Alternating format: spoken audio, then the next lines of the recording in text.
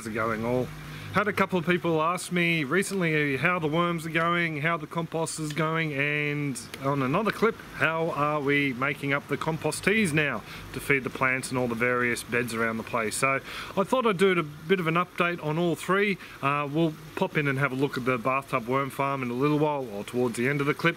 But I thought, just to begin with, I'll show you the compost pile behind us here, and just how I make up a very basic compost tea. Over the past few years, I've posted a few clips on the different compost teas and casting teas we've made up to feed the patch. This time around I'm not doing the activated compost teas that we've tried in the past, mainly because while I understand the science behind it, feeding up bacteria which basically make the nutrients in the compost and the soil available to the plants, I have no way to tell when they're at their peak levels in the compost tea. So I figure I might as well just dilute the compost down that's full of the bacteria and the nutrients, and that way I can spread it further around the patch rather than just taking a handful and trying to top dress every bed. I don't make enough to be able to do that. Anyway, enough rabbiting on. We'll go over and have a look at the compost pile, and then we'll get into the compost tea, and hopefully at the end I'll remember to show you the worms in the bathtub. So this is our little composting area. We've got a little compost heater going over there, a bit of an experiment. Beautiful red amaranth there. And this is the compost cage I've been pulling the compost from over the last couple of weeks. Just over the back of this cage here, we've got some self-sown plants. We've got some broccoli and also some celery. These guys germinated after I took a little bit of compost off the top, so obviously they hadn't decomposed in the compost and they've decided to sprout. I'm going to leave them in there, see if we can have a small broccoli harvest. Down the base here though is where I've been collecting the bulk of the compost. So we've taken out about 60 centimetres or 2 foot worth of compost from here. It's absolutely fantastic stuff. We've found a load of the eggs in here, or the cocoons, the worm cocoons, and also, oh there we go, there's a cocoon there, bringing up a little bit closer, cocoon there, and a compost, nice big compost worm there. So 2 cocoons. It's absolutely fantastic stuff. The bulk of this has been used in root pouches as I've been filling them up, just amending the soil in there. Also too, a couple of the beds out the front, and over the past week or so I've been using a lot of it in the compost teas that I'm going to be making up and showing you. With this stuff though, I don't like putting it straight into the water to make up the tea, because there are the worms and the cocoons in there. There's another worm there. I don't really want to put these guys through the compost tea at all. I'd rather collect them all before they go into the tea, and I can pop them in different garden beds or maybe even the aquaponics around the yard. So this is where I'm sieving out the worms and the cocoons just so they don't end up in the compost tea in a watery grave. I've just set up my ironing board. This thing here came with the house, cost us nothing. It's the best workbench I've had in the patch. It folds up nice and neatly and stores away. It raises up to my level. I'm a little bit taller than most. Take it anywhere in the patch. Absolutely fantastic. Bucket down the base for the sifted compost. Here I have my fancy dancy compost screens, but I mean you don't need to use these. There's a whole heap of different screening methods you could use. I mean, an ice cream container with holes in the base, that makes a perfect little screen for small amounts. Here I've got 2 different ones. This one's about an 8 mil, so what's that? Roughly around about 1/3 of an inch, and these guys here are about 5 to 6 mil or 1/4 of an inch. I like using these guys because I get a lot of the big stuff out of here. Some of the worms make it through, and then they get trapped in this second layer where I can pull them out, as well as the cocoons. Most of the cocoons won't fall through there, so for me it works. I mean, for other people, you know, you just got to work with what you got, I suppose. And also too, a little container just to sieve them into. This is just a drawer from one of the kids' old storage systems, and I have a ice cream container with a couple of handfuls of compost in it, and there's some worms in there and some cocoons that I pulled out yesterday. Because I've been doing it over a couple of days, I've moistened down the compost just so the worms and the cocoons don't dry out. So I'll go grab some compost and we'll have a bit of a sieve and see what we can find. Just here I found there's a whole heap of worms just on the surface here, some tinier ones. Saw another one down here, so a fair few worms in there. Pretty happy about that. Also too, just on the top, I've already seen some cocoons here. There's one there and another one just there. So I just try and pick these guys out as I see them and come across them. If I can pick out the worms, especially these tiny little fellas, if I can pick them out before I shake the compost around too much, I'm pretty happy. Don't want to damage them. Like to look after my worms. More cocoons. There's some down the base here. Come on fella. So we'll give this a bit of a shake anyway. We'll see what comes through. So there we go, there's a couple more worms. So a lot of this big chunky stuff might have some small worms in it, so I don't want to break it up too much. So there we go, that's pretty much all it. I'll just pop this stuff, another worm, I'll just pop this back in the compost pile just to one side so I don't have to rescreen it again. Now what we have here, a lot of the finer bits of compost and a lot of the small worms come through here as well. So I like to have a bit of a dig through. There's one worm. So I'll give this a bit of a shake. So there we go. And what we get down the bottom here is very nice, fine compost that goes really well into the compost tea. I like it because a lot of the larger chunks are taken out and it means it doesn't clog up the nozzle of the watering can. Not that I use the rose, but yeah, I do use the nozzle. It's a bit hard for you guys to make out, but none of the cocoons actually make it through this finer mesh. So I'll just go through this compost quickly and pull out a couple of cocoons just to give you some idea on how many I'm finding in here. Another tiny worm. So there you go, there's about 5 minutes worth of picking, and that just goes to show you how well these worms are going in this compost. They're reproducing really well. Some of these cocoons are empty, by the way, so there's loads of little babies in here. I've just actually seen another cocoon with a little baby worm next to it.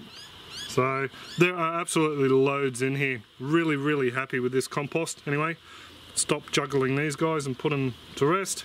Just put them down in there. Have another quick little look through here. Nah, can't see any more cocoons.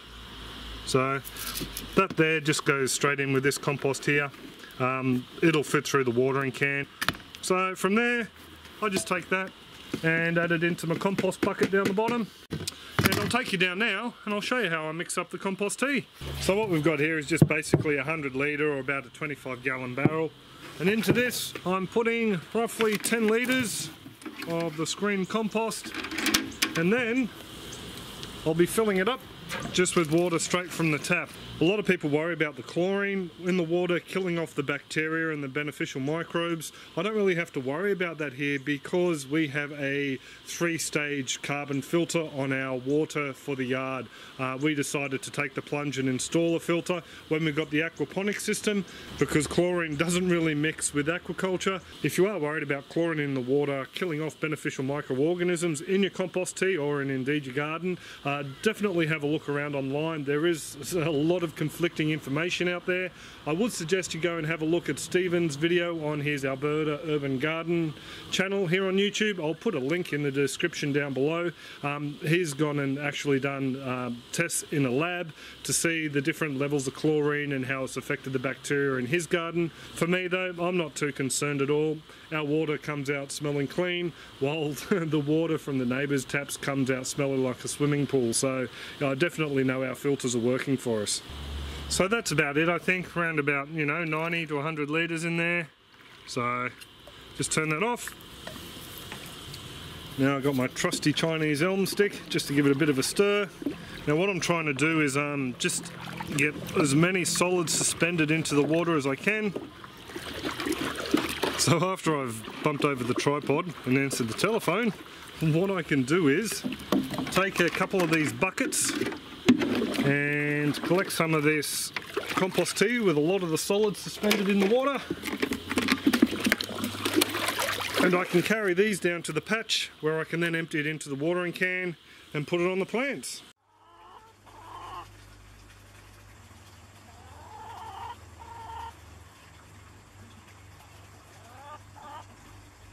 Once the water level gets low, all you need to do is just fill her up and start over again because there's a lot of solids down the base of the bucket.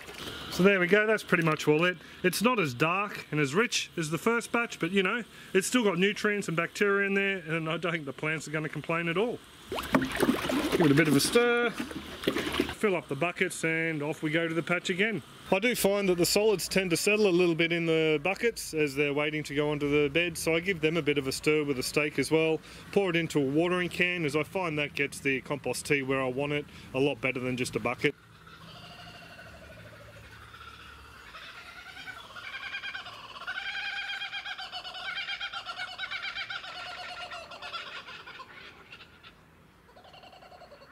So here's a bit of a look at the bathtub worm farm.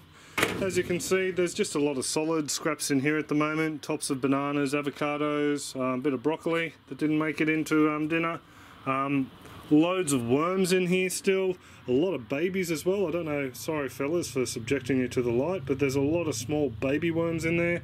So this farm's doing alright. This farm was our primary worm farm to begin with. This was the farm that we pretty much were collecting all our casting from and whatnot. But seeing as the compost pile has done so well, this is pretty much just a bit of a backup for us at the moment. We might get back into it and, you know, beef up production at a later date, but at the moment I've got enough on my plate. I've always been interested in breeding the compost worms as a fish feed, but yeah, we'll just wait and see about that. Just down in here too, I'll just show you, the top of this manure does look a bit dry, but underneath, let's pull a little bit out, it is moist, and there are, if I bring them into shot, there are a load of worms in there. So this is a cow manure one. You may have seen the last clip. I haven't changed the bedding since then.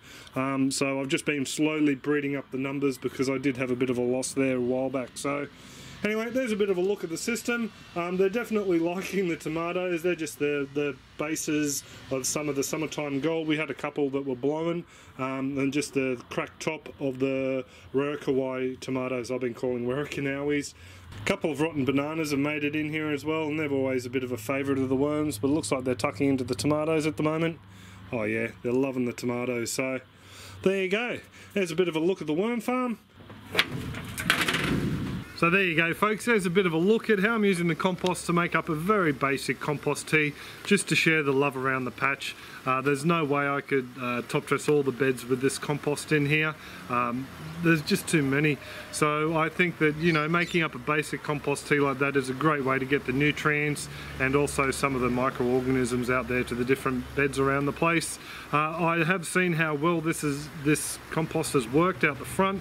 I posted a front yard update clip a while back showing you how I planted out the broccoli out there and some of the cauliflower. That stuff has just flown along. It's been our best brassicas anywhere in the patch this season or ever, I think. Nice tight heads of broccoli as well as cauliflower. So the only thing I can put it down to is how good this compost is. Those beds were fed up with about 3 to 4 inches or 7.5 to 10 centimeters of that compost, and yeah, those plants have just been thriving ever since. So I'm pretty stoked with the way it's gone. The majority of this stuff here will be used to top dress 2 or 3 other beds around the place, and also fill up some root pouches I want to plan out as well for the coming warm weather crops. We're coming into spring hopefully soon here in southeast Queensland, so a lot of that compost will be used for that, and the rest of it will just be made up into compost tea as you saw today. The compost worms, I haven't been posting a lot of clips on those guys, mainly because these compost cages have seriously taken over the role of worm breeding and castings manufacturing in the garden here. So the bathtub worm farm, when I change bedding out or do a bit of a harvest, I will post a clip. I will pretty much leave it there though. Don't forget to subscribe if you're a new viewer. There's a couple of thumbnails up and down there that you can suss out just different aspects of how we work the patch here, and also the aquaponics and the like. So I hope you've enjoyed the clip folks, and if you do have any comments, questions or suggestions, feel free to leave them in the comments section below and I'll get back to you where I can. Hope everyone is well and happy, and I'll catch you next clip. Cheers folks. Ha, look at this. I've spotted a worm coming out of a cocoon. Well, there you go. I have seen it before, but I've never caught it on camera. Just to let you folks know, I've had a few people ask, those brown things behind me there, they're loofahs. They're the scrubbing loofah that you see in people's showers and that sort of thing. You can also use them as dishcloths. While I was making the compost cage behind me, the round one there, I kicked out the roots of the plant, so unfortunately I've killed the vine. So just had a few people ask, so I thought I'd let you know, those hanging brown things, they're loofahs.